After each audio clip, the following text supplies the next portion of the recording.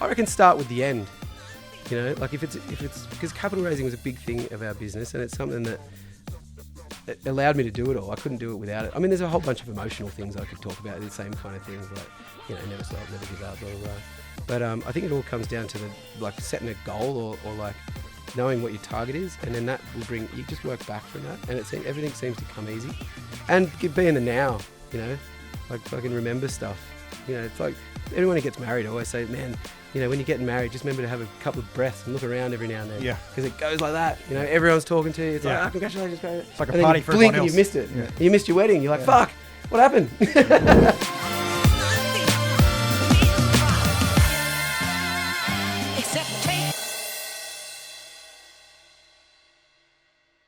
Welcome everyone to another episode of The Few with me, Boo, and my, if you were in another life, astronaut, potentially, superhero. Sean Sill, how are you, Shawnee? Yeah, great, mate. Really looking forward to today's podcast. Yeah, today's going to be epic. I mean, this is one for all the dreamers, the entrepreneurs, the real ones, the pretend ones, the people that really want to make a splash in the business world. Maybe you've got a small business, you've got grand ideas, you want to take it global. But, mate, really, I'm going to hand over to you because our guest today is really one of your mates. He is. My guest is one of my mates, and we'll build a bit of a disclaimer here. If your kids are hearing this, I would stop them from hearing it now because it's clearly not going to be a G-rated podcast. But Patrick Kidd, mate, welcome to the podcast. Oh, thanks Patrick, for having me. Awesome. So professional. Yeah. Thanks, mate. So we've been took us 50 takes today. Yeah, 45 minutes of that intro before you arrived. I'm really impressed, honestly. But no, as Boo said, you know, we've had a chance to probably know each other about 8 years now, which has been amazing, and watched your journey and progress and all that sort of stuff. And clearly driving wasn't part of that, or parking cars. Parking cars wasn't part of it. Corporate. Patrick managed to crash his car in the garage. For my laugh as well. That should be. Don't warn the kids. Just warn all the listeners about their ears. I've got this horrible laugh that I can't control. And anyway, but the thing is, it makes other people laugh. Other people laugh. That's the thing. But to see that journey over the last 8 years, mate, what we want to dive into and what we do here on The Few is about, you know, talking to people, having conversations with people to find out what are those little nuggets, what are those little lessons and things that they've learnt throughout their journey to actually live their purpose and their passion at a high level. And the fact that, you know, oh, you're lucky, you're successful or whatever. It's like, yeah, well, you haven't seen what the hell just went into all of that, you know, and that sort of stuff. So give us maybe a succinct little bit of background. Where did you start? How the heck did you get into, men's hair and skincare product range? Just kick it off. Give us a bit of background. How long have we got? About that long. I'll try and keep it like as succinct. You didn't start your journey in men's products, did you, mate? No. So I was an electrician for, probably 10 years. I didn't go that well in school, which Sean and I were just discussing. The recurring theme of The Few. So I didn't get into uni, which I did want to go to uni, but I obviously...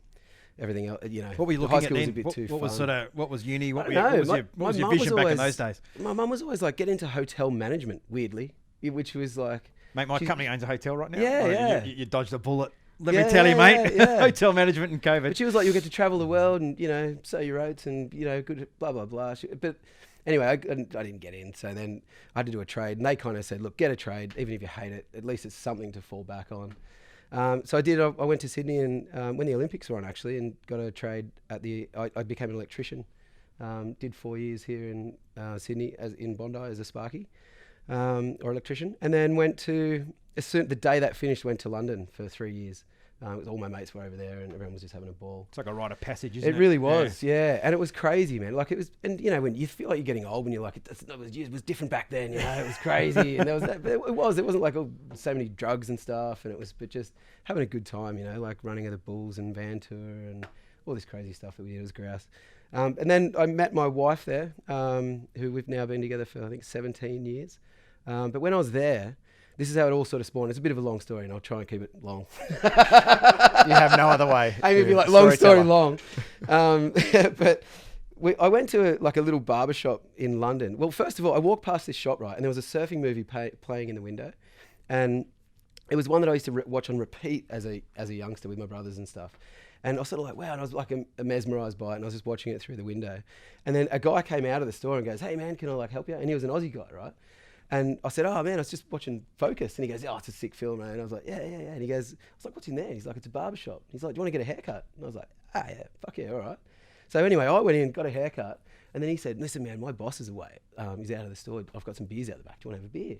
And I was like, yeah, all right, cool. So we're drinking beers, watching Focus, you know, I got a really good haircut off him. And anyway, I went home and I said to Amy, fuck, I just had the best haircut ever. Like it wasn't, you know, usually you're in a women's salon where you feel a little bit uncomfortable, or you go to a barbershop and if you ask for whatever David Beckham had, or they'd make you feel one like, cut you for know, everyone. that you maybe weren't such a man. Which is a long time ago, right? So that was actually a thing. But yeah, so then I really hated being an electrician. My wife Amy was a lawyer at the time, and was for a while back here. But we moved back to Sydney. Now, so. Yeah. And then we sort of had this idea of opening up a barbershop like that, but like a more pimped out version. So it was, you know, it was basically a hairdressers for men, but with a fully licensed bar. And you know, I bought a little apartment in Merimbula, where I'm from, for 60 grand, I think. This is like even before I went to London. And the government gave you like, I think it was 7 grand for first home buyers back then. And my mum and dad gave me a couple of grand for the deposit. So I didn't have to pay anything. But anyway, this place went up in value to about 250,000 from 60 or 57 or whatever, 3 or whatever I paid for it. So I borrowed some money against that, and then sort of, it was about 200 grand with the ANZ to then do this business of this crazy hairdresser salon, right? That everyone was saying would never work, you know, guys are not going to pay $60 for a haircut. And this is, you know, 13, 14 years ago. And we did it, we opened it up, and it just went crazy. It went crazy. We opened on a Saturday, and I think we did 120 guys on the Saturday, the opening Saturday. It just really took off. But that's sort of a whole other thing, which is kind of, you know, it ended in, we didn't do it after once the products got to a certain point, we ended up sort of giving that thing the flick. We actually sold it, which was good. It gave us some more money for the products. Just before you go on, mate, you just said something that for you kind of glazed over, but for a lot of people is really, really important, was you bought an apartment when you're in your early 20s. Yeah, my parents kind of made me. Because the guy was in trouble with the law or something. I didn't want to go into all the ins and outs, but he was like, and mum was working at a real estate agent. And the guy came in and goes, look, someone just give me 60 grand for this. I got to get out of here. Basically, he went to Queensland, and I think he was running from the cops or something. But imagine if you didn't buy that house, mate. Yeah, exactly. Imagine how. Yeah. And a lot of, you know, and my parents didn't have enough money to borrow me, like to lend me money. Yeah. And saving up 200 grand, you know, is a lot of money to start a business, especially when it's so risky. But because it was all equity in a house, there was zero risk to it. I was like, great decision. What's the worst thing that happens? Go back to zero. I messed the business up, and then they sell the house, and who cares? And you do something else. But I hated being a sparky. That was the catalyst for, you know, we were talking before about sort of what made you do it. I woke up one morning at like 5 o'clock, and I'm just not a morning person. Anyway, I rolled out of bed and I bawled my eyes out. And I'm not a huge crier, you know, I cry in films and stuff, but not all the time. But I just burst into tears, and Amy was like, what's up? And I was like, she thought someone had died. And I was like, I just can't do it. I can't fucking do it. Not another day. Like, it's just, it was horrible. You wouldn't understand it even if I told you. You know, like I was in a riser. I used to do like switchboards and stuff, and I get really anal and OCD about like wires being straight and neat and tidy. So if you do a switchboard really neat and tidy, it's really easy to fault find. So other people would like it, but I don't know. I just made them look pretty, and people, because I'm really OCD about that sort of stuff. But then other people would love it because they'd be like, it's so easy to fix and work with because it's done right the first time. But anyway, you're stuck in this little tiny, damp, dark riser. You're not allowed to listen to music, and I love music, right? And you're just by yourself all day, every day. And it starts early and finishes early. I'm like, who fucking came up with that? Like, who was the tradies? The tradies were like, oh no, let's start work at 6 o'clock in the morning, but we'll knock off at 3. Like, no chance. I'd be sleeping until 10 and working till midnight. And that's now what I do. But but anyway, started the salon, and that thing went crazy. And no one really kind of knew what it was back in the day, but it lots of people thought it was a strip club, and you know, it had a bit of a wild sort of boy reputation, but because it was all blacked out the windows. But that was more for like keeping the guys so they weren't embarrassed if they were getting a haircut or getting a color, or you know, that kind of, like, we thought of everything, mate. It was all about the customer, you know what I mean? And that's what we sort of tried to train all our staff on, was that it's their experience, right? And it is an experience. So they come in and like we'd make them greet them. So you'd say like, hey Sean, hey Boo, how are you? Come in. So they knew where to go. So they didn't walk into this crazy joint, right, with motorbikes in there and bars and people going everywhere. And it's a little bit intimidating, right? But if someone says to you, hey, come over here, you kind of feel a bit safe, right? And then someone will take your jacket, they give you a coffee, a drink. Yeah. They'd say, sit on the lounge, you know, so they're telling you where to sit. And then when the staff member would come over, we always made the girls like touch the guys on the shoulder. So just go like, hey Sean, come on over. And just, you'd see the guys relax into it. And then they'd walk them through all the chaos. Because if you said sit in the chair, there was 10 chairs, right? Where the fuck do I sit? Yeah. And then, so it was all like just thinking from the guy's point of view. And then same as the product sales, we used to have I think it was the highest selling, about 80% of our customers bought products, which is really high. Like 10%, 15% is good. But we were all about sort of education. So we'd teach the guys rather than sell it. And then from all that, we realized that there was we were trying to find a really high-end men's hair care brand to sell in the salon, because that's where you'd make most of your money. Like even though we were charging $60 for a haircut, we weren't making that much money. And like all the booze and the fit out, and like it cost a fortune to do it, and it cost a fortune to run, and hairdressers were expensive. And it was the biggest skill shortage in the country. Yeah. Like we had 32 of them at one stage. We'd sponsored about 15 of them. And most of them lovely. There's some nightmares in there as well.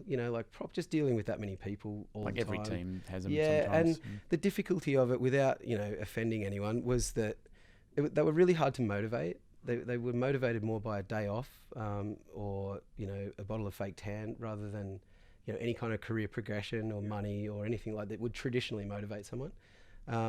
Which is kind of a cool thing, I guess, in retrospect. Like they actually like sitting on the beach and doing nothing and probably being in the moment and being all real. I was dreaming about all this very other good shit at that point, it and getting grey and stressed.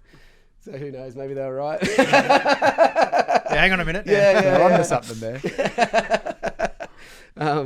But anyway, it was a tough shop to run. But all the clients were unreal. And I'd say to everyone, it was like drug dealers to brain surgeons and everything in between. And the drug dealers tipped the best. They were had real drug dealers coming into the store, like scary guys. They'd give you heaps of cash and everything was cool. They just want to ride their bike into the store, and there was a few little things we weren't allowed to do. Some gangster stuff. We weren't allowed to take pictures of them, obviously. But anyway, that was all sort of good. But then I've made this a really long story. Sorry, boys. But then through all that, we basically would try looking for a brand to sell in the store to make sort of more money on the service as such. And we couldn't find one globally, so we thought, fuck it, let's just make our own. And then we started looking in Australia to do like all the formulations here, because obviously that was what our first thought was. And we tried that for about 2 years, and it just was impossible. Some of the formulations we were getting back were just terrible for the hair product side of things. Like so bad, you got no idea, they were terrible. And eventually Amy found a place in Miami called La Dove, and we'd found out that about 21 years prior, they'd done an equity deal with Tony and Guy at the time for Label M, or was it whichever one it was. It was one of their first hair care brands. It might not have been Label M. Label M was their second version. Anyway, it doesn't matter.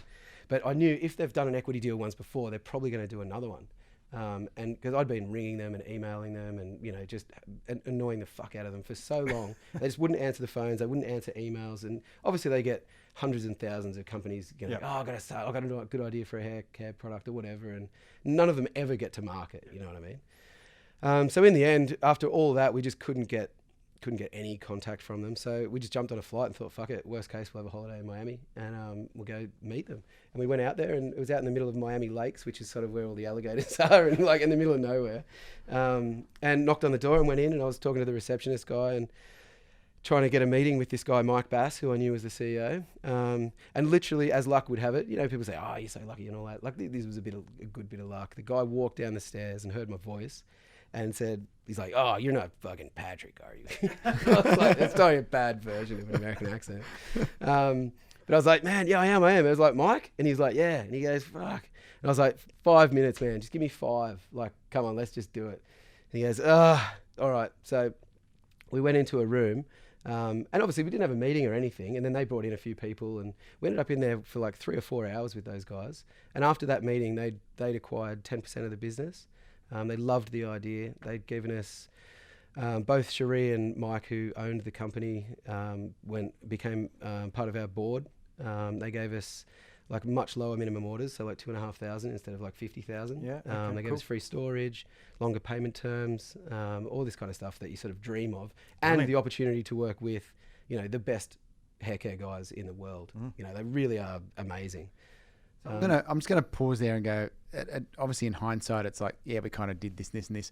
But I want to touch on a couple of points. Obviously, I'm aware of in that journey because I haven't got to your bit yet. No. But about the tenacity though, like the going back to we just jumped on a flight and did. It's like they say you make your own luck, right? Yeah. You wouldn't. One thing I know about you is that the word no doesn't mean anything to you, does it? No.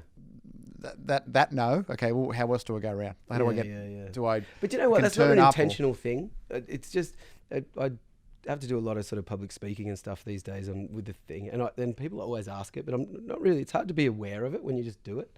You know what I mean?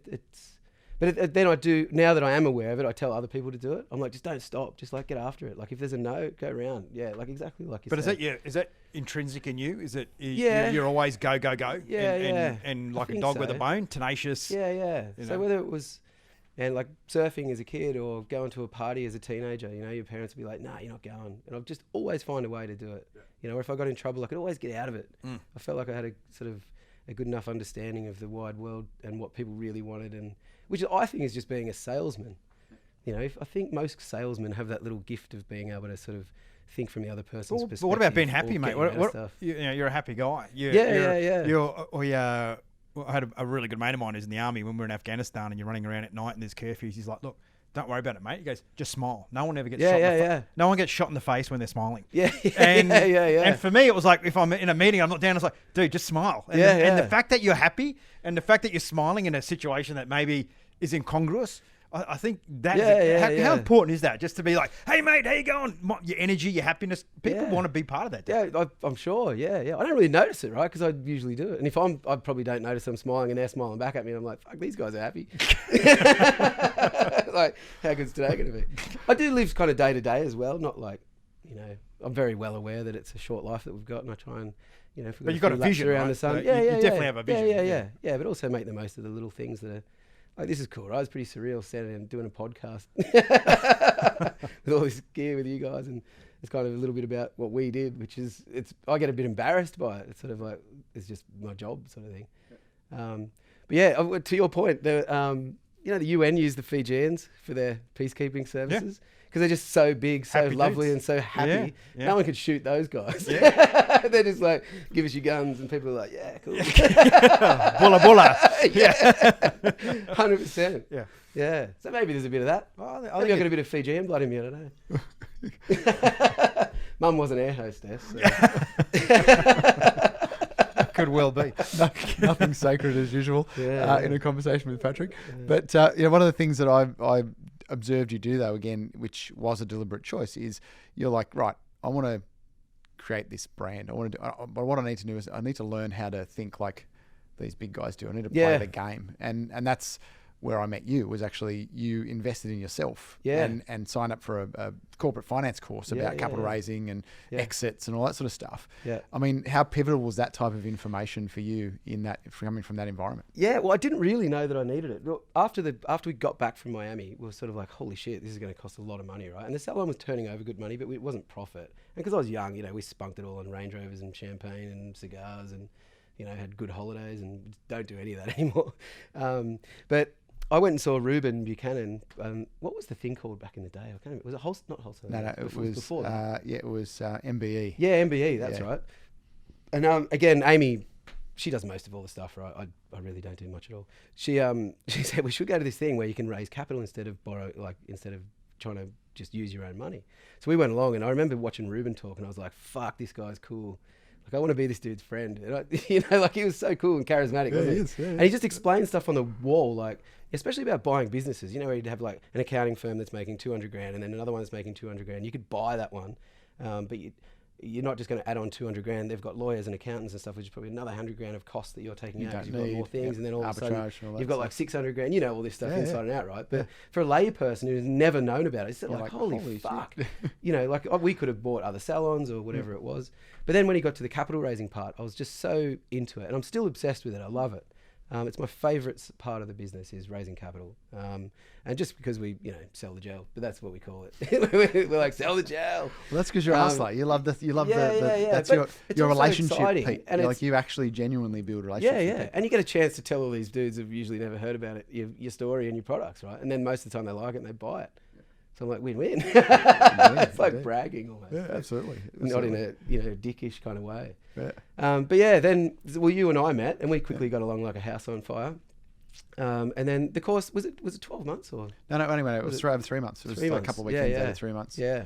We had Steve but it was Torso 25 grand. Remember? We had Steve Torso a few weeks ago on the podcast as well. Yeah. Because so I had to get a credit card to do it. Yeah, that's right. I didn't have So any did I. cash. So did I. Spunk At it that all point, on so did cars I. and, everything 20 else grand on a credit card. Yeah, Same thing. yeah. I was there for the same reason. Yeah. The same way. But then that made us, all do it. But I think you and me are probably the only ones out of the whole lot of people that actually raised any money out of it.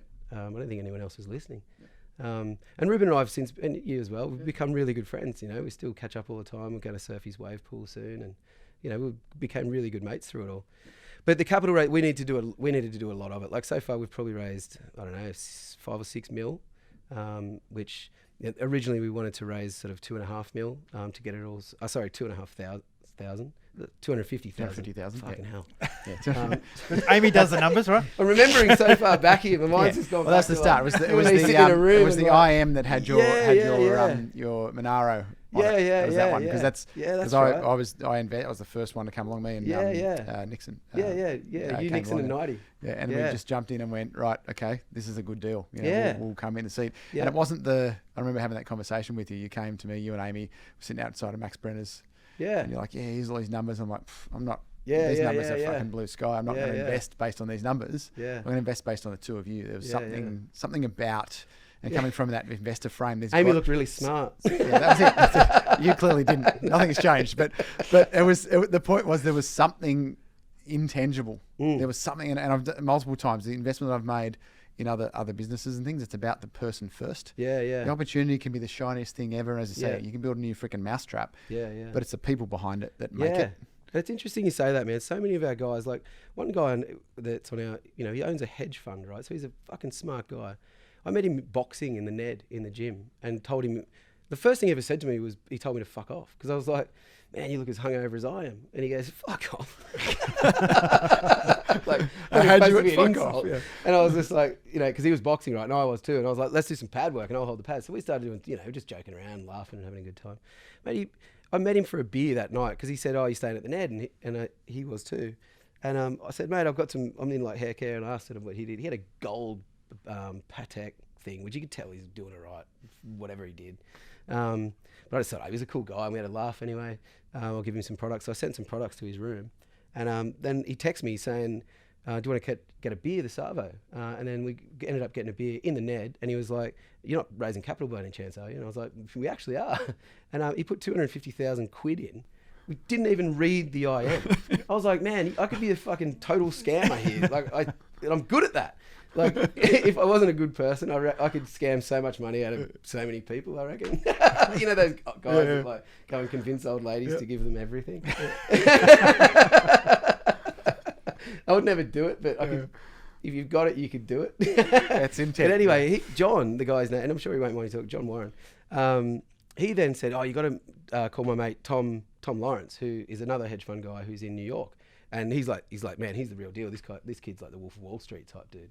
So I flew to New York and met with Tom, and Tom was like, hey, you're John's mate, are you? And I was like, yeah. And he goes, meet me down at this bar. And anyway, we met at this bar at probably 10 o'clock in the morning. He brought like a little poodle sort of dog thing with him, and but like really well dressed. Like he's a cool motherfucker, like he only goes out with like models and exactly what you can sort of imagine. Anyway, we drank about 7 bottles of rosé and smoked about 4 packets of cigarettes. And then that night he transferred me $100,000 US.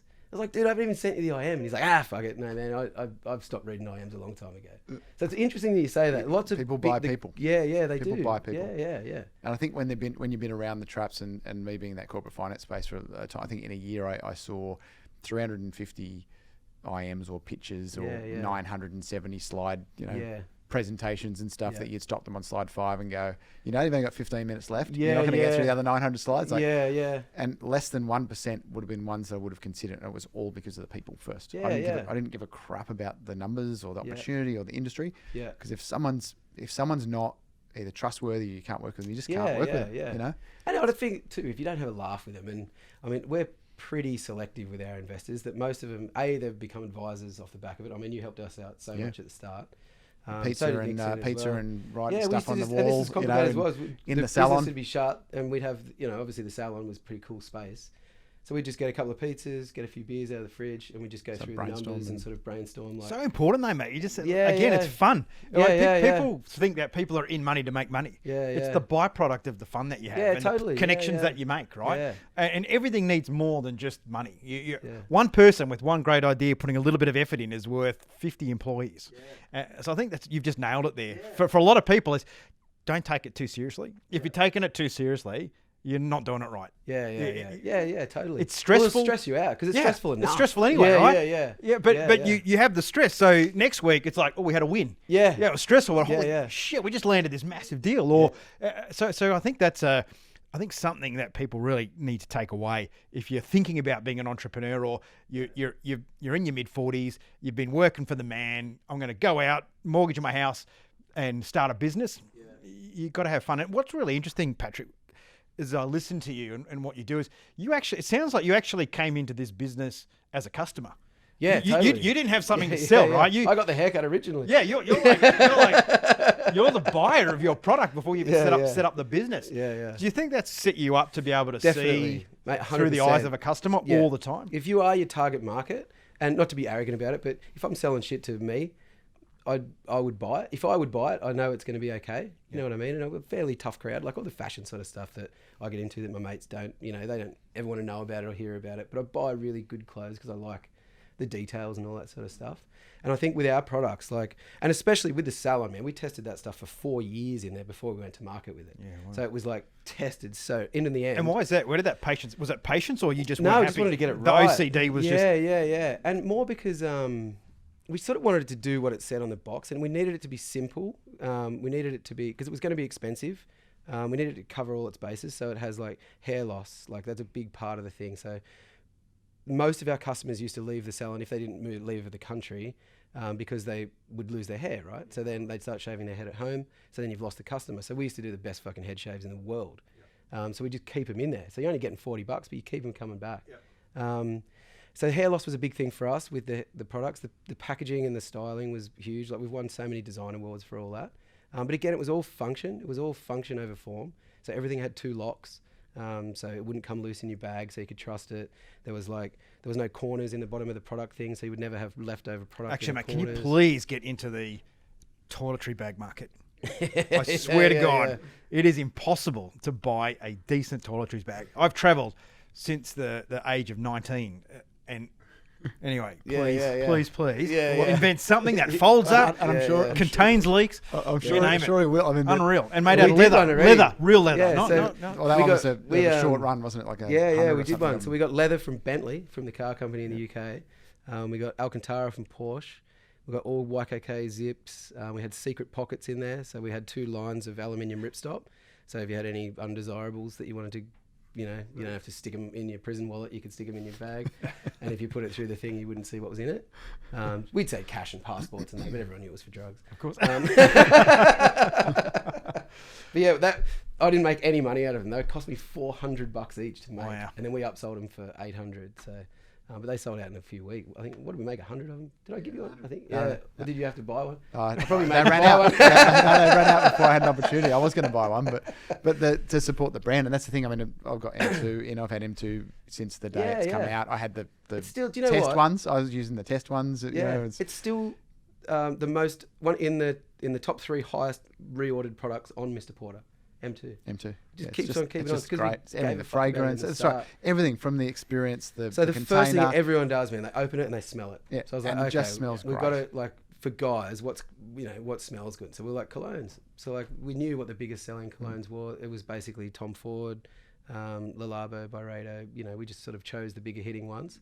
And then any fragrance lab can sort of make a cologne very similar. You know what I mean? And you're not going to get done for plagiarism. Like they're not exactly the same, but they're similar enough for someone to go, got the right nose. Smells like. Yeah. And even if it's not exactly like, it reminds them of something. Yeah. But then the trick was to not make it too powerful, because you don't, if you buy, say, a $500 Tom Ford fragrance, you don't want your hair products to overpower what you want to smell like. Yeah, right? one of the things I saw in your standard though, in early on, and I remember when you had one of the final versions of the M123 case. Yeah. And it had the little round dots on the inside of the Oh, lid. yeah. You know, like you Ejector get pins. yeah, Don't get me ejector started on pins. ejector pins. And you're Well, like, we're here all night. It's like the Steve Jobs, it's like the Steve Jobs about like how they with a Mac, it's so takes so much complexity to make it simple. Yeah. But that's what you've applied. And I remember it because you apply it with everything. You've applied it with every product, with all the packaging, with every design you've gone. Well, they with. couldn't do it. We're trying to do that bloody They were like, we can't valve, get this thing spin out of valve the, out of thing. the mold without ejector pins. I was like, just fucking pump air through it. And they're like, okay. And they did it. No ejector pin marks. And now it looks perfect. Yeah, it is. Right? It's perfect. Yeah. So it's that, but that's that you chasing. And we chuck out a lot of, like, our sort of, we had, like, one of my best mates who now works in the office with us. He's probably one of the best ad men in the world, right? Like, by far. He's amazing. He's got, I think, 6 gold lines and, like, the real deal. But he wrote a bit of a brand, like a brand book for us, like a sort of a North Star. And he's done it for heaps of companies over the years. And ours was, as cliche as it sounds, was we can do better. And because he was in the office all through COVID, so like for sort of 4 or 5 months, and just watching how we all work and stuff.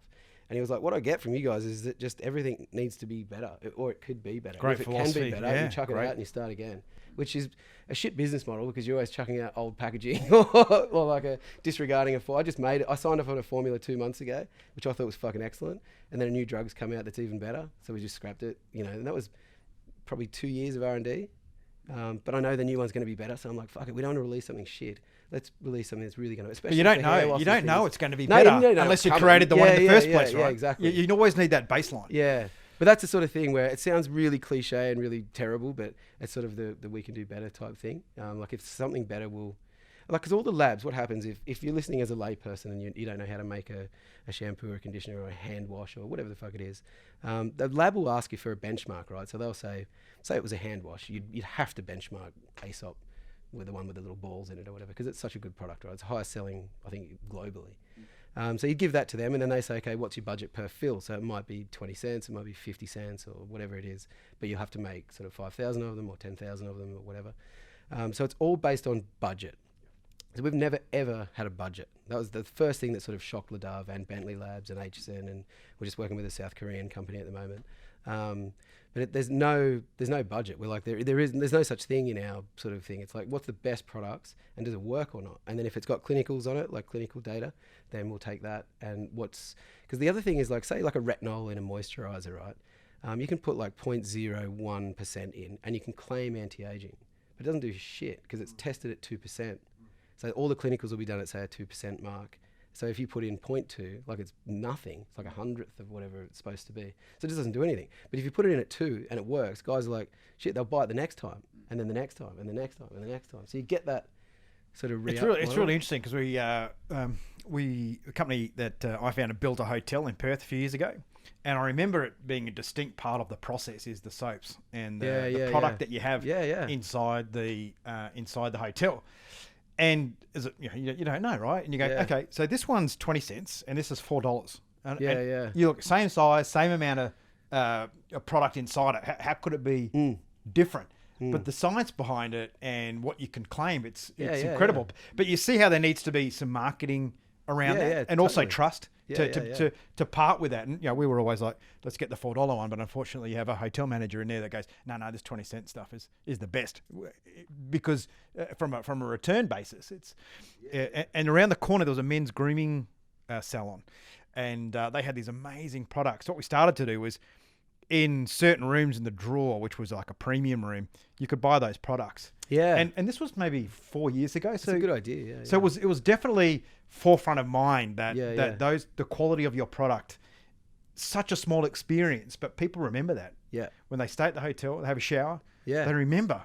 Yeah, and yeah, they'll come back to that hotel Yeah. because they had the experience or the smell or something Yeah, about it's it. very powerful. It's Fragrance especially. Unbelievable. Yeah, it's like talc powder or whatever. Or like the company that So you we need a bit used of in the mad States- scientist, I imagine, in there. A little bit. Like I don't know that much about it. Like sometimes you get quizzed on like actives, and we're like, dude, I have no fucking clue. I don't know. We've got Like, people that know about Yeah, it. yeah. I pay the best guys in the world to know all about it. I know more about like. Well, that's a good segue. So, some of the best guys in the world somehow you've bumped into or Yeah. run into in different circumstances. And the trick is not dealing with your account managers and getting to be mates with the guy who makes it. Yeah. That's the trick, man. There's a guy called Matt at Ledove, and I love all the rest of the people at Ledove, but I just go straight to Matt now because I just Zoom him and I'm like, hey man, this is what I'm thinking, and he's like, he doesn't look like what you imagine a stereotypical chemist looks like either. He's about this big. He's a big black guy covered in tattoos and like cool as fuck, right? But he just gets it. So I'll explain to him, say, hey man, I need it to kind of look like this.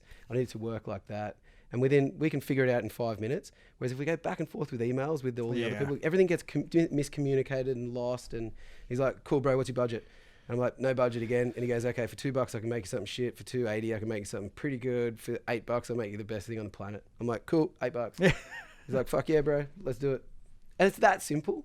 That some of them are. He's really good at it. Other times, like AM2, which is our matte finish moisturizer, that thing's been 4 years and it's still not finished. So we got it made by another lab in the UK, and we signed it off. It was all done. I bought the IP off them. I bought the formula, switched it over to Bentley Labs in New York for them to start making it in mass production. They can't fucking get it to be not. It keeps separating, so they can't get the stability of it. And it's just a ball ache. And now it's like they're just probably doing one thing different, but they're emailing it. It's just it'll be another 6 months, I reckon, before it's out. Well, they can So there's some things are really easy, and then some things are hard. But like the holy grail for sort of men's moist is a matte finish, really good anti-aging moisturizer, with no bullshit. It is what it is. All the actives are at claim levels. It's the real deal. So one thing I want to touch on is your boldness to talk to anyone, anywhere. It doesn't matter who they are. Their background or whatever, you don't put people on pedestals. You just connect. You manage to create amazing connections. Yeah. But I'd if you're open to it, I'd love you to give us a bit of a rundown on the sauna story. So what happened after we did all this shit with Ledove? Then a good thing of, and it's not all good either. Mike Bass from Ledove kind of turned on us halfway through because we were taking too long with the packaging and all this sort of stuff, and he wanted to get to market, and it was a whole thing. Anyway, but he introduced us to Berlin Packaging, which is in Chicago, and I was going to get our packaging made here in Australia, but it was $350,000. This is 10 years ago as well, just to get the CAD drawings for the molds and everything. And then you had to pay for the molds, and it's a whole thing. We were like, fuck, we're going to have to raise another $1 million of capital just to make the packaging. But I knew that custom packaging would be better than the off-the-shelf stuff. And that's a big thing I say to anyone starting out in the game is you can buy like off Alibaba, whatever packaging you want, standard, and then you've got your choice of artwork and all that sort of stuff. But if you want something different, and it's the first point of difference in the customer's eyes, right? If something looks better, you're sort of like, shit, what's that? And ours, no one knows what it is. They think it's like a cassette or, something. But it gets attention, right? And then the attention sort of builds and builds and builds. Anyway, with Berlin Packaging, so you get free design work in exchange for a manufacturing contract. So it instantly saved us about $500,000. And if you go to Chicago to stay with them, they give you a corporate rate at the Four Seasons, which is like amazing. I don't know if any of your listeners have been there. Like, it's fucking cool. It's the poshest hotel I've ever been to. Like at Christmas time as well. It's like something out of Home Alone. Like, it's amazing. It looks like Christmas.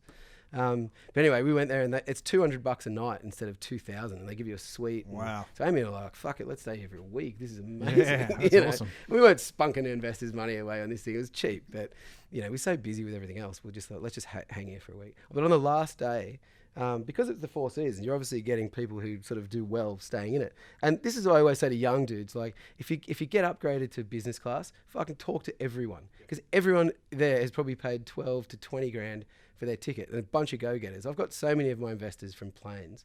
Like, it's crazy who you're sitting next to, right? And this is again how it sort of happened in the sauna. So I said to Amy on the last day, I was like, we've got a massive flight ahead of us. I'm going to go and have a sauna and chill out, before we embark on the 36 hours of hell economy back to Sydney. I still don't fly business much, which is like, people think, if you're jetting all around the world, you're flying business. Yeah, but you've been very I protective very of rarely investors' money get it as well. Yeah, but I'm kind of short and fat, so the little seats are kind of good for me. The economy.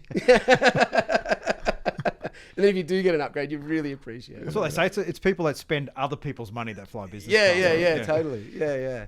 But anyway, I went down to the sauna, right? And I was in there for probably, you can imagine what the sauna in the Four Seasons is like. It's probably 3 or 4 times as big as this room. Massive.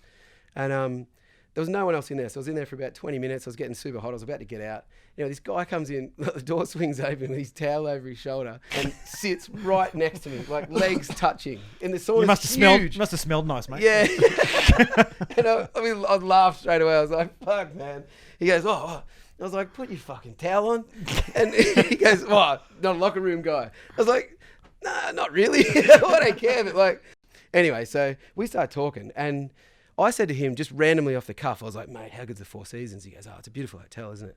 And I said, you see that Ferrari 599 out the front? This is how long ago it was. That was a new car back then. And he goes, the black one. And I was like, yeah, did you see it? He goes, yeah, that's mine. I was like, fuck off, really? And he goes, yeah, no, it's mine. I was like, mate, you must have been one of the first people in the country to get it. Like, and he said, I kind of was. He said, it was one of the first 10. I was like, shit, like, well done. Like, what do you do? And he said, I'm a neurosurgeon by profession. But I've also lectured at Harvard and Yale and all these other places. And so I was like, fuck, cool. And he's like, what do you do? And I started explaining to him about the hair care and skincare thing. And then he said, why don't you do, he goes, oh, I was always going to do like a skincare brand. He said, with all the neuro stuff that we're doing, they were developing drugs to, say you get hit by a bus, right? They used to put your organs, and if you're dead and your organs go then to someone who's going to go to someone else, they put it on ice, but you'd only get like a couple of hours out of the organ before the cells would degenerate too far to be used. So they were developing all these solutions and stuff like that to hold the organ for longer, so they could fly it to a kid or get it to someone, just buy themselves some time. But all that shit is just anti-aging. It's like. That's all it is. It's like anti-aging perfection, by the smartest guys in the best labs in the world. Yeah, right. And he goes, I was going to do like a women's skincare brand using all these actives. And I was sort of like, fuck, cool, man. I said, but man, it's a tough gig. Like it's where the big girls and the big, everyone goes gnarly in there and you need lots of money and it's a ball ache and blah, blah, blah. And he goes, yeah, I know, sort of why I haven't done it. And I'm usually not negative, but I was like, why don't you do like a really high-end men's one? And he goes, fucking good idea. I was like, would it work on our skin like the same as a woman's? Like being very naive to it all back then. And he goes, yeah, it would probably work better. I was like, fuck.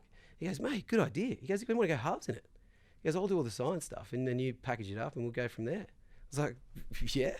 So, but at this stage, right, I reckon I'd been in there. I'd never let the truth get in the way of a good story. But I reckon I was like, truthfully, I was in there for probably 18 to 20 minutes. Which is a fucking long time. You'd be dying, mate. Anyway. And then he was in there for probably another half an hour, I reckon, maybe 25 minutes.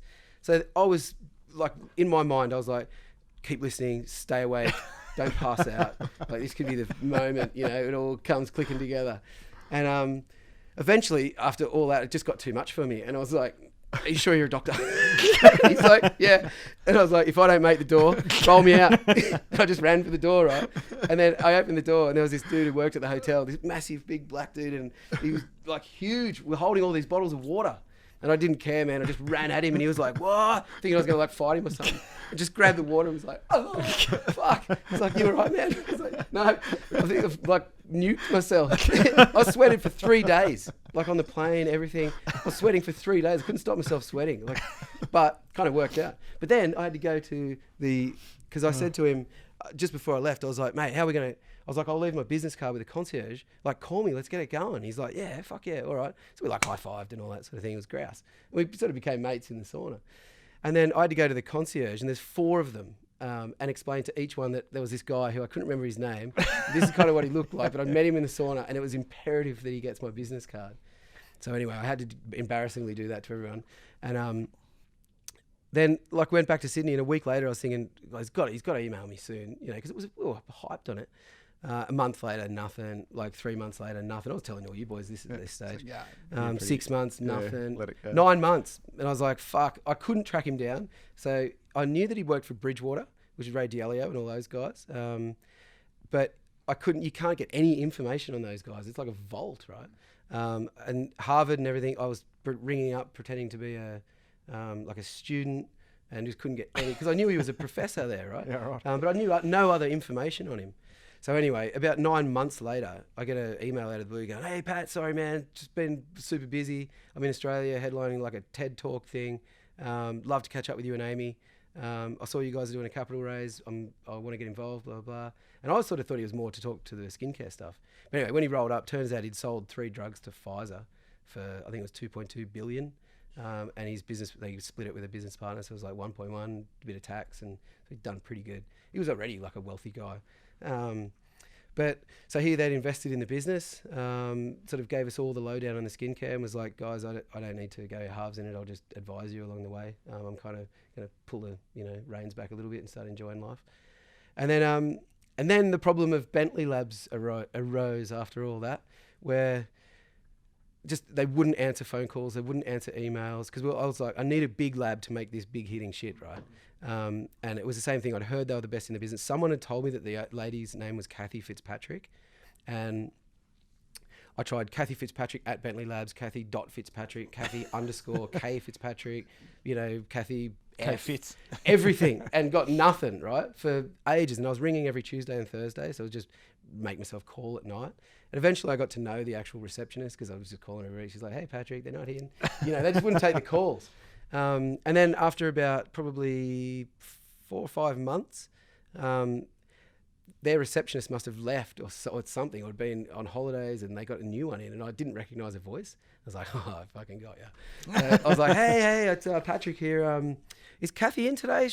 And just made out like I was a friend. She goes, yeah, honey, I'll put you through. I was like, oh, thanks. And she put me through, and Kathy answered. And I was like, oh. And I shat myself straight away. I was like, oh. And I was like, hey, Kathy, it's Patrick. How are you? And she's like, oh, my God. And I was like, I'm sorry. Look, I'm really sorry. I've got something really good. But she goes, look, let me stop you there. She says, I read all your emails. I actually like what you're doing. She said, I'm just busy. We get a lot of this. If you can be in New York next week on Wednesday, let's go through it all. So I was like, fuck yeah. So just hung up, booked a flight, rang Matt, the scientist guy. I was like, Matt, he was in Connecticut anyway. So I was like, can you come down to New Jersey and we'll meet with the lab and go through it? And he was like, yeah, fuck yeah, let's do it. So I rolled in, finally met them. She was an absolute sweetheart, right? But she was like, you're a persistent little fucker, I'll give you that. She's like, Brian and I were talking, but she'd met Amy as well, which then made it, because they were a husband and wife team with their business. And I think she quite liked that we were a husband and wife team. And then obviously 2 of the guys in the room knew who Matt was. I didn't even introduce him. They were just like, holy shit, that's Professor Matt During, who's like a rock star in that world. So I didn't know this at the time, but he was the first guy apparently to put a vaccine into a virus and let the virus spread the vaccine through the brain. He wasn't allowed to do it. And as the story goes, as I've heard sort of from a few people, he had to go to New Zealand and do it, because he's originally from New Zealand, where the laws were a little bit more lax. But there was like, I think 20 people or something that were terminally ill, and he got them all out of it. And now it's sort of common practice. Incredible. So he's like, he's a phenomenon in what he does. Right? So 2 of the guys knew who he was. So it was instant cred from them. She kind of liked me because we were a husband and wife thing. And then the products, obviously, they don't get many briefs where we're like, we basically want to make the best products that you guys can make. And with Matt there sort of emphasising the quality of the ingredients and what big pharma companies do each one well and all this sort of shit, it just sort of was like the perfect storm. And then from that, Matt left and went in his McLaren and did a huge burnout out the front, because he's a madman. He's like a massive nerd in the offices, right? And when you're talking about products and stuff, like, you've never met a bigger nerd in your life. I love him for it. But then he just loves cars and red wine. And his kids and his wife.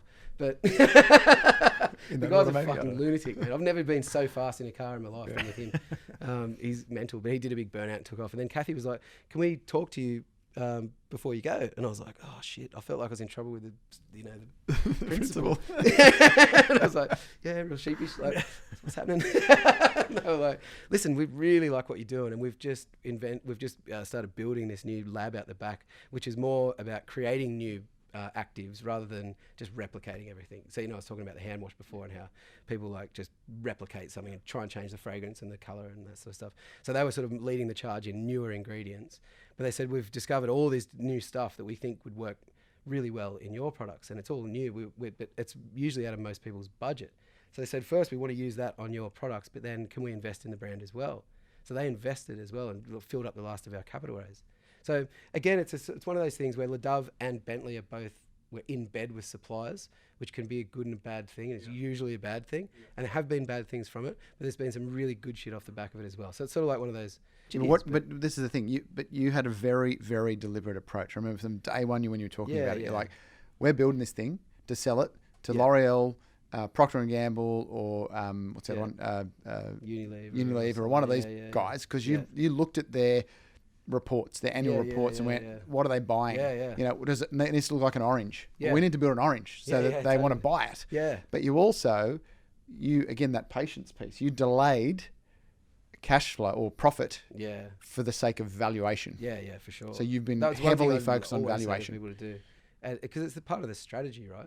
And our thing is what we always say, and Amy hates it again, but is just start with the end in mind. So I always start at the end. I'm like, who's going to buy you, when, for how much, why, who have they bought before, what were the multiples, what's the gap in their offerings at the moment, all that kind of stuff, and then filter back to where you are now. And that'll give you a good path of where you're going. And you always go like this, but rather than going bash, bash, bash, from each side, you can sort of wiggle your way there and stay on the right track. And some of it's changed slightly. It's still, just the company names have changed, but now it's probably like the Hut Group or maybe a L'Occitane or someone like that. I think L'Oreal and Estee, you probably need to have much higher revenue sort of target. And that's a bit of responsibility to have on your shoulder. Like, you can't fuck that up.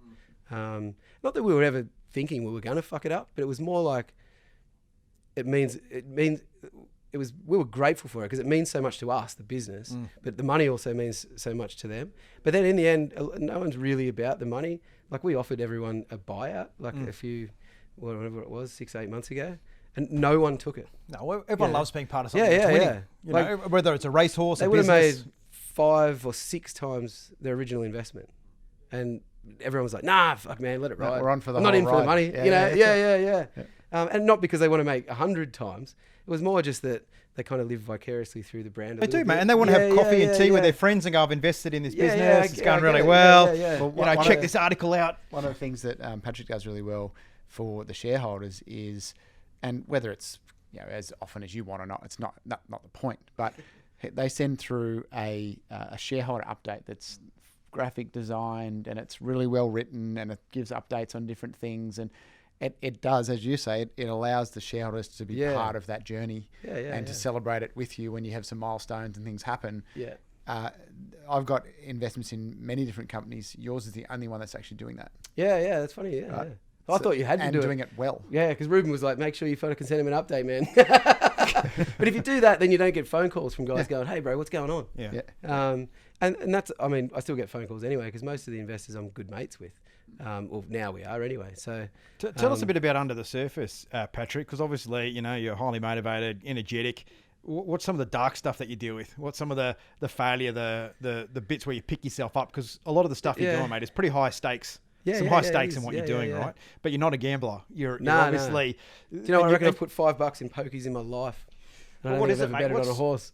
What are some of those other attributes you see that it's like a great band like In Excess, but they ground it out. They did all the touring. They were super details. They wrote their own song. That you want to own your IP. Like, there's a lot of depth, in there as well. So what do you think are some of the key traits that you've got there in terms of being successful? Yep, it's great to be able to have the EQ, but clearly there's some discipline, standards, a lot of other stuff. I'm trying to think, because it's sort of like, there's been so many things that have like gone tits up. Like on our website, we have a thing which gets a bit of, people, not a lot, everyone likes it, but it says failures, fuck ups, and fortune. And that's sort of the story of it's not all like rainbows and butterflies. Like, we had a massive falling out with Le Dove, right? And we'd already had, $750,000 worth of other people's money, and we thought it was all done in a day. I'd never forget it. I was down at Bondi, walking on the sand, conversations about it with this guy Mike Bass, who was basically saying that, and he had a point. Like, he was saying, you need to get this to market, man. You're fucking around with your packaging too much and getting too anal and weird about it. No one's going to give a shit. You just need to package it up, start it moving, see if people will pay $60 for this product. And I was like, dude, they're not going to pay $60 for something that looks like it costs $5. Like, you need to trust me on this. Anyway, he was quite an aggressive dude, and he eventually just said, what, fuck you. We're not doing it anymore. We're out. Le Dove's out. I remember famously he goes, Le Dove is out. And I was like, come on, man, don't fuck around. Like, because I said, you gave me Berlin packaging. It's not me holding it up. They're holding it up. They said they could do this design and they couldn't do it. And then he goes, no, Le Dove's out. It's over, Patrick. And just fucking hung up on me. And this is at like maybe 5:30 in the morning. I was walking, the sun was just coming up. I was like, fuck. I bawled my eyes out because I just put, right? I put so long into this thing. And then I had to go home and I sort of explained it to Amy, and she was like, what did you do? sort of straight into me kind of thing. Rightly so. But I was like, I didn't do anything. Mike just got fed up with the whole the packaging thing. And then I rang him back and I just begged and pleaded like I've never done it before. I was just like, come on, man, please. Like, don't do this. Don't be that guy. We've come so far. And he was just like, nah, for ages. And then eventually they kind of gave us a shot. But then it got really even heavier than that because Mike then got cancer really badly and died. Wow. So the new guy that came in kind of greenlit us again. So it was, it was strange. And that was a really, I don't tell many people this, right? But I loved Mike in the start, right? We used to call him American Dad. The last 3 months, I fucking hated him. I couldn't stand him. And when he died, I had almost like relief. I've talked to a psychiatrist, mate, about this. It's like, I never ever want to feel relief when someone dies. Like, that's really bad, isn't it? I'm crazy. And he's like, man, look, it's justified, and I don't now.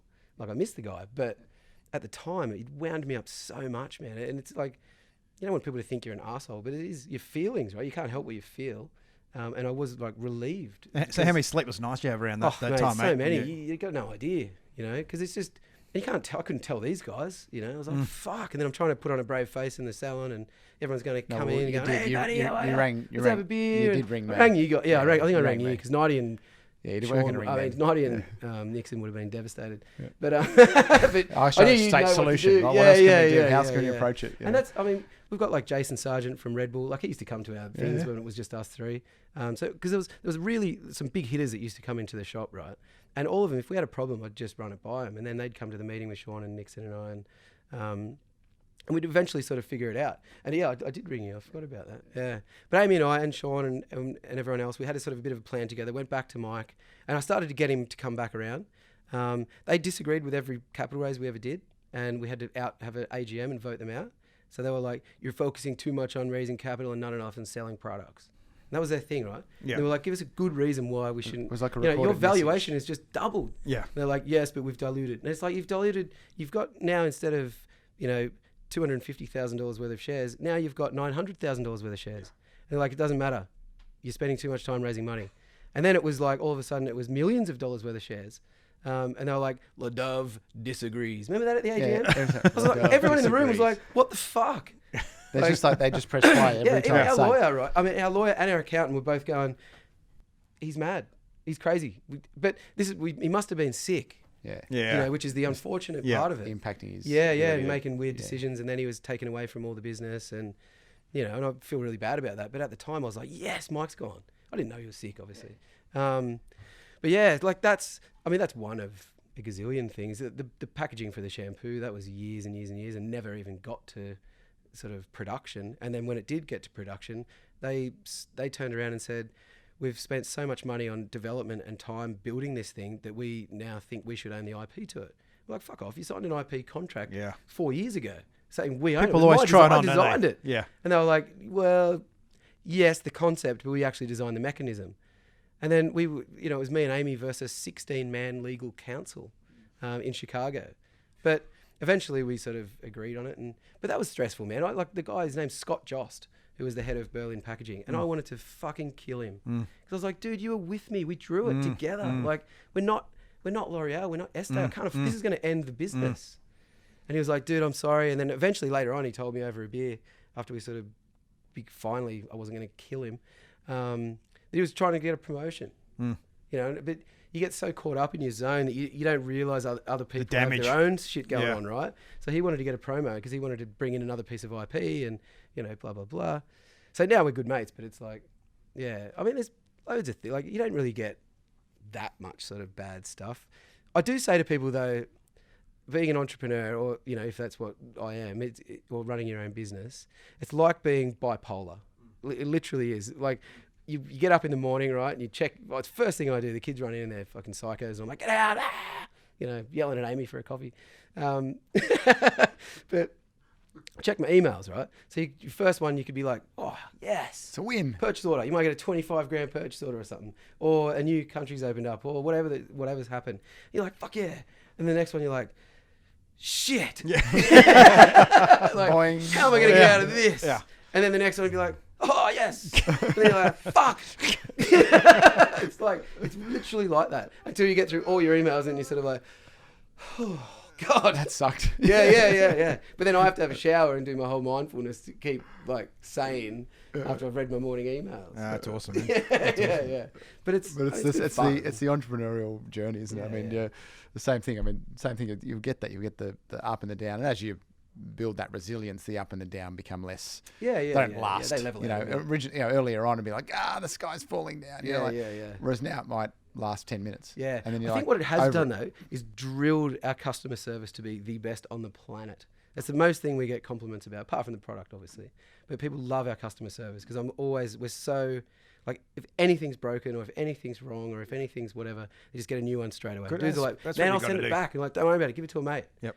Or if our fulfillment center fucks something up, we'll express ship it the next day. And then we call the guys and say, look, if you're not at your home or if you're at a hotel, just let us know. We'll send it there. I drive products to people in Sydney and around the place. That's the shareholder email. Yeah. Giving great customer service. We're a type of customer. Yeah, totally. Related to the business in some way. Yeah. And you've got that consistency of treating people the same. It comes back to that giving, Sean. Selflessness. It just comes back to everyone's kind of more important than you. And that's. I always think if I was the guy like ordering it, like I bought some really expensive sunnies. I won't tell you how much they cost. They were a fortune, right? They're fucking cool, but the little thing on the side fell off them. It took like weeks and weeks even to get an email, and then it was like, well, you shouldn't be wearing them that much. Like they're fucking sunglasses. It'd be like telling someone not to drive a car. And a problem happened with it, and it's just like. I can't imagine that I would ever have a business like that. Whereas we'd be like, don't even sweat it. There's a new pair on the way, or we'll send you the part. This is what to do with it, and like we'll send you something else in it, as well. Because it's reputation. It's it really is. Pieces but then they tell their mates, and they tell their mates, and this is another thing where that kind of happens with us. And it's been again a bit of a slower burn, but I think the right path is where. We don't use influencers ever. They're like actually the bane of my existence. And in most companies in our industry, influencers are everything, right? They're sort of, the old celebrity. It's the old, it's the new celebrity, I should say. But I fucking hate them. I can't stand it. And I just think it just gives you no credibility if someone's standing in a thing going, hey, buy this and you get 10% off. It's like, fucking hell.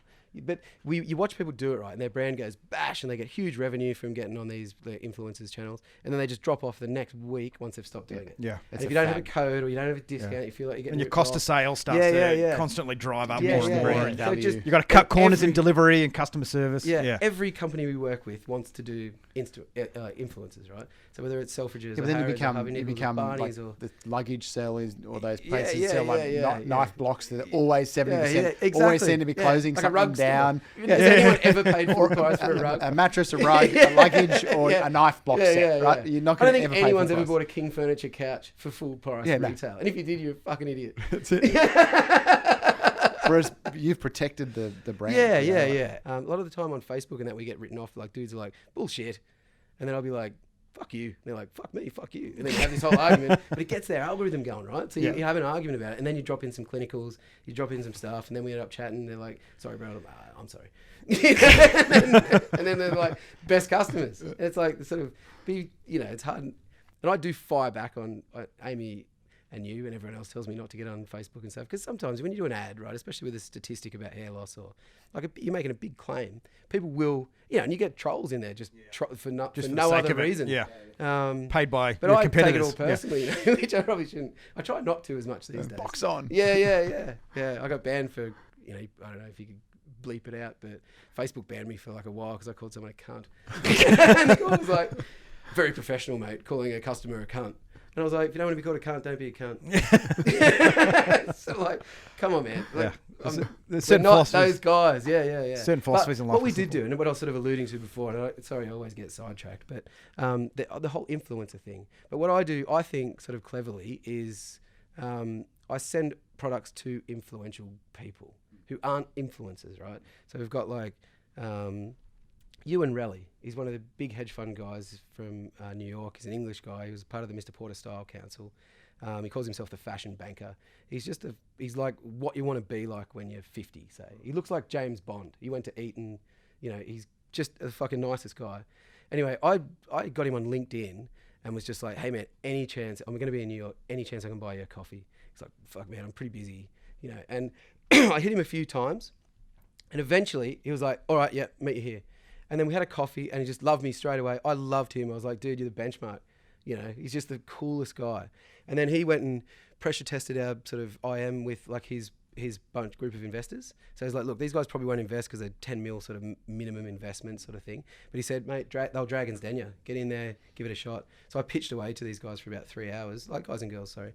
And mate, they tore me to pieces, but they all loved it. One of them invested. So it was sort of like, they weren't allowed to, but he did anyway. Yeah.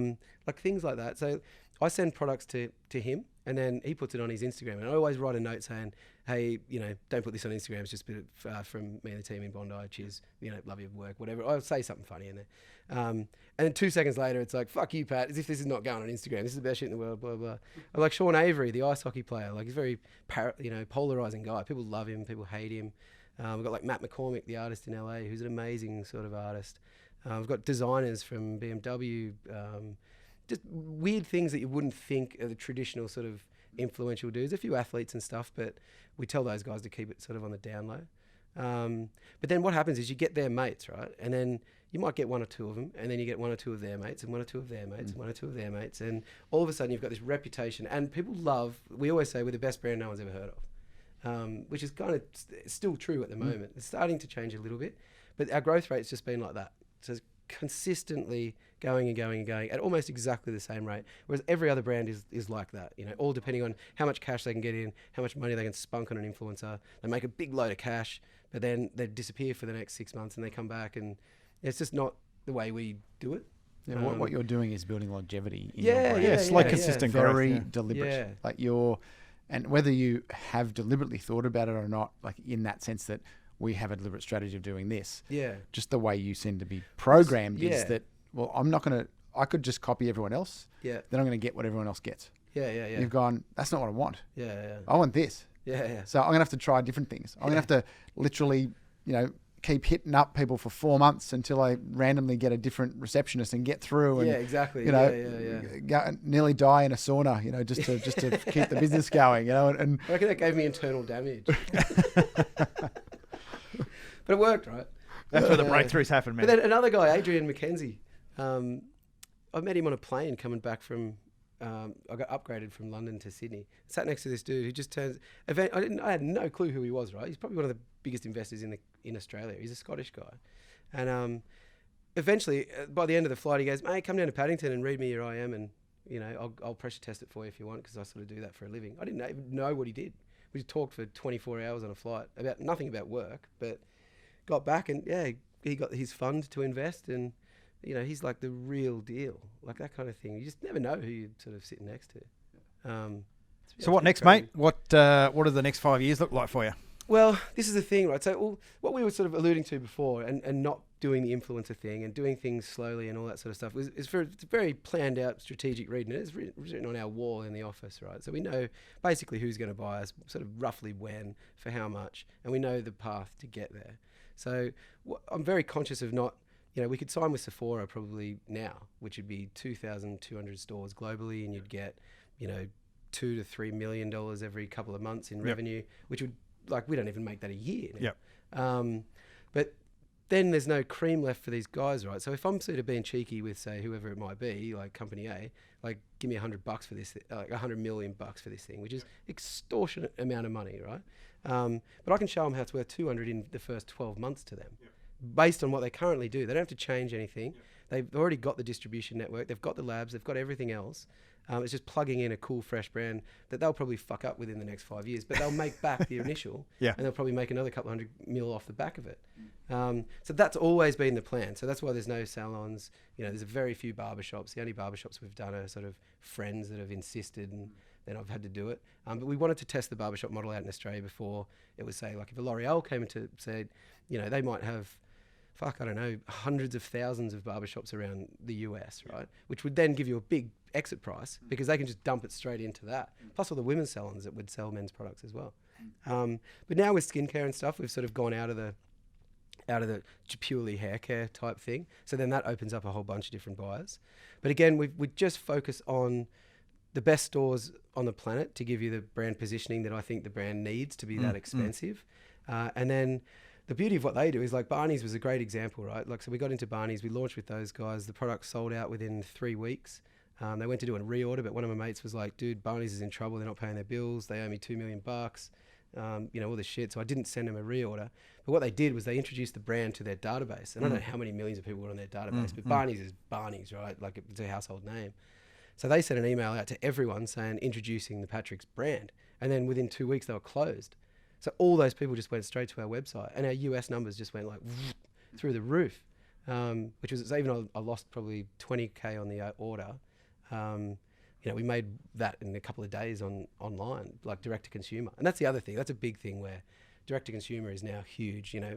It's so much more attractive from a brand's point of view than a store.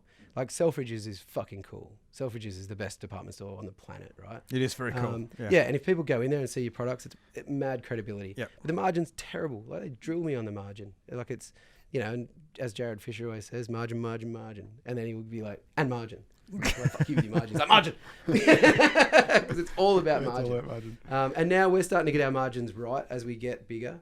So like in our game, and I'm sure, no one's going to get angry at me for lifting up the skirt, but basically you've got to have, say you've got a $100 product, in cosmetics this is, if you've got a $100 product, you should have it made, packaged, ready to be delivered to someone for 10. Yep. So you have that 10% margin, which sounds like you're making 90%. Yep. You're not at all. Yeah. Like say it's a wholesale thing, so say we sell it to Selfridges, they'd get like $55, I'd get $45. Yep. And then from that, I've probably got a $10 cost of goods. Some of them are like 20 or 30 because we make like really expensive cost stuff. sales, marketing. Yeah, then you've got your offices, growth, and R&D, and everything else, and the shipping and all that kind of stuff. And it quickly, there's nothing left. Like a distributor margin is you got to sell them 25%, so you only get 25, they get 75 because they've got to on sell again for another 50% of that margin. So that's where margin does become really, really important, and you can get that with scale. So the more you do, like say like our body wash, I think at the moment. It's one of our most expensive. I think it's $18 US to produce, which is crazy for a body wash, but it's amazing. Like it's the most amazing product we make, I think. But now with volume, we're slowly getting that down because we're making 5,000 and then 10,000 and then 20,000, and that starts to pull it down. Yeah. So you get that like economies of scale or all that sort of stuff that you know all about. Indeed, indeed. So, well, we could. I'm sure we could keep talking all day. You're a great storyteller. You're brilliant insights, mate. Patrick, you've been very generous. I really appreciate it. Super appreciate it. Well, there's more coming. I think we've got 32 new products coming out next year. Wow, that's awesome. We just finished a capital raise, which is probably our last one. And then we're away. That was the sort of thing where all the big guys that came and looked at the brand recently, they were saying, you guys should get from up to 5 million in revenue pretty easily, but getting from 5 to 10 and 10 to 20, which is where you get sort of all the acquisition action. They're like, it's a different beast. You need lots more people. You need lots more products. Yeah, there's these kind of products. Aren't there, in any business, and it always seems to be the same. Over 150 people, all of a sudden it becomes. You just need 30 products in your lineup to make $10 million. That's just you have to do it. So then we're straight into R&D. We've got like different categories now. We've got wellness stuff coming out. Like, man, I've been chasing down these sort of basically limitless pills. Trying to get that shit sorted out. Give Joe Rogan a run for his money. Awesome. And it's all happening. So it's exciting. Last question, mate. If you could, we ask all of our guests this same question. If you could take a piece of advice that you've learnt or some lesson that you've learnt and teach it to a younger version of yourself, what would it be? Oh, there's so many. I reckon start with the end. Like if it's because capital raising was a big thing of our business, and it's something that it allowed me to do it all. I couldn't do it without it. I mean, there's a whole bunch of emotional things I could talk about. The same kind of things like, never stop, never give up, blah, blah, blah. But I think it all comes down to setting a goal or like knowing what your target is. And then that will you just work back from that. And everything seems to come easy. And be in the now, like fucking remember stuff. It's like everyone who gets married, I always say, man, when you're getting married, just remember to have a couple of breaths and look around every now and then. Yeah. Because it goes like that. Everyone's talking to you. It's like, congratulations. It's like a party for everyone else. You missed it. Yeah. You missed your wedding. You're like, fuck, what happened? So that I try and sort of, anyone younger too. I'm like, have loads of sex, drink heaps, party, travel, do whatever you got to do. Because you just don't know what's around the corner, That's awesome. Mate, inspiring journey. And cheers. From electrician to world dominating, men's skin and hair products and whatever else wellness products coming as well, other things. But it's just been great to be part of that journey, mate, with you and Amy. And I'm really looking forward to seeing the next 5 to 10 years and where that takes you guys. Yeah, it's going to be good. And that wraps up another episode of The Few. Thank you to our partners, Afterburner, for team building, development and alignment. We understand now how important it is to have the right people around you. Get them on board with where you want to go. Momentum Media, the largest industry publisher in the country, connecting your business to the Australian community. ICMI, Australia's premier speaker bureau, representing the few that do fulfill their life's purpose. And finally, Sean's Inner Circle, the business coaching organisation for small and medium enterprises looking to make that next step.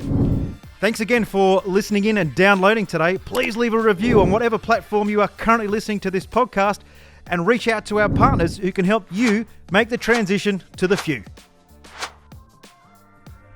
Good stuff, mate. Well, thanks, Ian. Appreciate it. Thanks for having me.